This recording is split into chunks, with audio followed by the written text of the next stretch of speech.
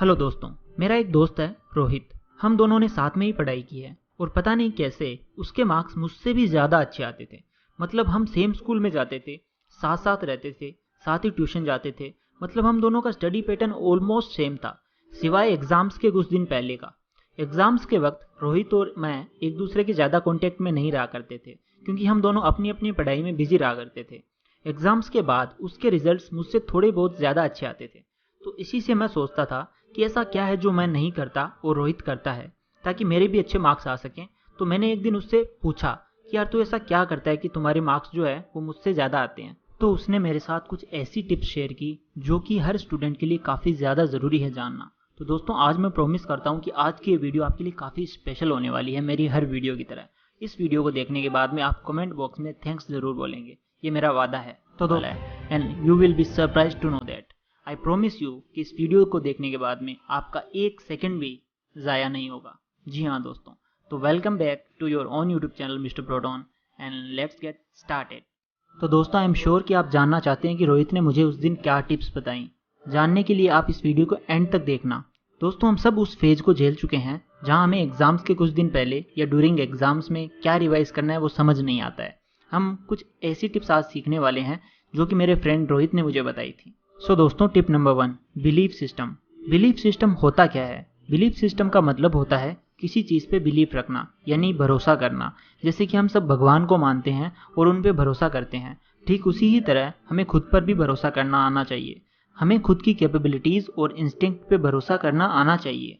अब आप belief system को अपने एग्जाम्स के लास्ट डेज में कैसे काम लगाएंगे? आपको बस आपने जो कुछ भी पढ़ा है उस पर सच्चे दिल से भरोसा करना है और ये सोचना है कि मैंने बड़ी मेहनत करके जो कुछ भी पढ़ा है ना, वो मुझे अच्छे से याद है और याद रहेगा। आपको कॉन्स्टेंटली ये प्रे करते रहना है। साथ ही साथ आपको अपने पे भरोसा दिलाना है कि yes, I am self sufficient. Belief system को एक्टिव करने से आपका कॉन्फिडेंस लेवल बढ़ेगा और आप हैप्पी और पीसफुल फील करोगे। दोस्तों, टिप नंबर 2, डिच डिस्ट्रैक्शंस। दोस्तों, डिस्ट्रैक्शंस की वजह से क्या आप अपने स्कोर को खराब करना चाहोगे? बिल्कुल नहीं। क्या आप एक व्हाट्सएप मैसेज के पीछे अपने कीमती स्टडीज मिस करना चाहोगे जिससे आपका करियर बदल सकता है? बिल्कुल भी नहीं। हमें डिस्ट्रैक्शंस को डिच करना है। दोस्तों, अगर आप क्रिकेट खेल रहे हो और अचानक एकदम से बॉल आपके फेस की तरफ आएगी तो आप क्या करोगे? आप झुक जाओगे ताकि आपका फेस बच जाए। इसी तरह हमें डिस्ट्रैक्शंस को डिच करना होता है। एग्जाम टाइम में आपको अपना फ़ोन तभी साथ रखना है जब आपके कुछ नोट्स या स्टडी मटेरियल उसके अंदर हों। उसमें भी आपको अपने सोशल मीडिया जैसे कि फेसबुक, इंस्टाग्राम को अनइंस्टॉल कर देना है। बाकी डिस्ट्रैक्शंस जैसे कि दोस्तों के साथ घूमने जाना, बाहर खाने जाना वगैरह, इन सब को आपको बिल्कुल अवॉइड करना है। दोस्तों, टिप नंबर 3, 80/20 रूल। दोस्तों, ये 80/20 रूल आपको एक टॉपर तक बना सकता है। सच में 80/20 रूल का मतलब होता है कि आपका जो क्वेश्चन पेपर आएगा ना, उसमें से 80% of the questions selected 20% of the portions में से ही आते हैं। जी हाँ, अगर आपको यकीन नहीं होता तो आप खुद पास्ट एग्जाम्स के पेपर्स लेकर क्रॉस वेरीफाई करें, तो आपको पता चलेगा कि कुछ ऐसे टॉपिक्स हैं जिसमें से ही मेनली क्वेश्चंस आते हैं। हाँ, कभी कभी ये रेशियो वेरी कर सकता है, लेकिन यहाँ पर सोचने वाली बात यह है कि 80% ऑफ द जो क्वेश्चंस हैं वो आपके सिर्फ 20% ऑफ द सिलेबस में से ही आएंगे। तो आपकी जो एग्जाम्स हैं उसमें वो ज़्यादा पूछे जाएंगे। तो आपको बस ये रूल जो है आपके एग्जाम डेज में अप्लाई करना है। दोस्तों, tip number 4, question bank. Exam time में क्वेश्चन बैंक रेफर करना इज लाइक आप दो धारी तलवार यूज कर रहे हो, जिसके फायदे भी हैं और नुकसान भी। अगर आपने पूरा सिलेबस कंप्लीट कर लिया है और फिर आप अपने पूरे एग्जाम डेज में क्वेश्चन बैंक को रेफर करते हो तो आप बहुत अच्छे तरीके से अपने आप को रेडी कर पाओगे एग्जाम के लिए। और अगर आप बिना पूरा सिलेबस पढ़े हुए क्वेश्चन बैंक उठाओगे तो आप चकरा जाओगे। इसमें एक रास्ता ये भी है कि अगर आपने पूरा सिलेबस कवर नहीं किया है तो आप सिर्फ क्वेश्चन आंसर्स को अच्छे से याद भी कर सकते हो। इससे भी आपके अच्छे मार्क्स लाने के चांसेस जो हैं वो बढ़ जाते हैं। दोस्तों, टिप नंबर 5, स्टडी मटेरियल।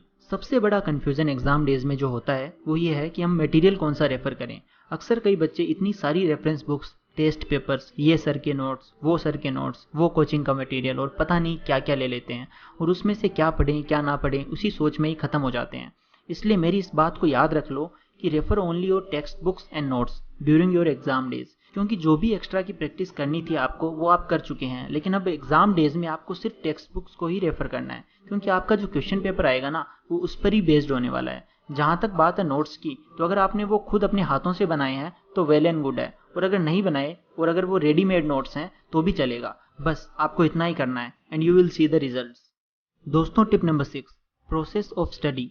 दोस्तों, आपने चाय बनते तो देखी होगी। अगर चाय बनाते वक्त हम पानी की जगह दूध में चाय पत्ती डाल के उबालें और फिर उसमें ऊपर से पानी डालें तो आपको क्या लगता है, चाय अच्छी बनेगी? बिल्कुल भी नहीं, क्योंकि चाय बनाने में एक प्रोसेस होता है। इसी तरह एग्जाम डेज में पढ़ने का भी एक प्रोसेस होता है।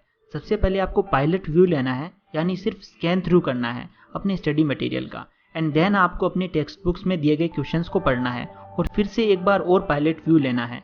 जब आप क्वेश्चंस पढ़ के फिर से अपने लेसन्स को स्कैन करते हैं तो आपका माइंड अपने आप उन क्वेश्चंस के आंसर्स को ढूंढने लगता है। This is one of the most effective ways to learn during exam days. दोस्तों, tip number 7, don't change your routine during exam days. अक्सर बच्चे पढ़ाई की टेंशन में रात भर जागते हैं और पढ़ते रहते हैं और फिर नेक्स्ट डे एक स्लीपी माइंड के साथ एग्जाम देने जाते हैं। सच बताऊं तो ये ज़रा भी अच्छा नहीं है। आपको आपके एग्जाम टाइम में भी अपना रेगुलर रूटीन फॉलो करना है, जिसे आप नॉर्मल डेज में फॉलो करते हैं। एग्जाम डेज में रूटीन चेंज करना कैन बैकफायर और आपके चांसेस है कि आपकी हेल्थ भी इससे इफेक्ट हो। दोस्तों, tip number 8, sleep well. Students exam time में सबसे ज़्यादा जो चीज़ कॉम्प्रोमाइज़ करते हैं वो है उनकी नींद। अगर आपको पता चल जाए ना कि साइंटिफिकली आपकी नींद आपके लिए कितनी ज़्यादा इंपॉर्टेंट है, आपकी हेल्थ के लिए और आपकी बॉडी के लिए, तो बिलीव मी, आप अगली बार अपनी नींद को कॉम्प्रोमाइज़ करने से पहले 10 बार सोचेंगे। आपको मिनिमम 7 to 8 आवर्स सोना ही है एग्जाम टाइम में। इससे आपका ब्रेन अच्छे से रिलैक्स कर पाएगा और प्रॉपर वे में फंक्शन कर पाएगा। इसलिए प्लीज़ स्लीप वेल। तो दोस्तों, ये थी कुछ टिप्स और वेज जिससे आप अपने एग्जाम डेज में अच्छे से पढ़ाई करने के लिए यूज़ कर सकते हैं। अगर वीडियो अच्छी लगी तो give this video a like and share it with anyone who need to see this. तब तक के लिए take care and love you all. This is Mister Proton signing of.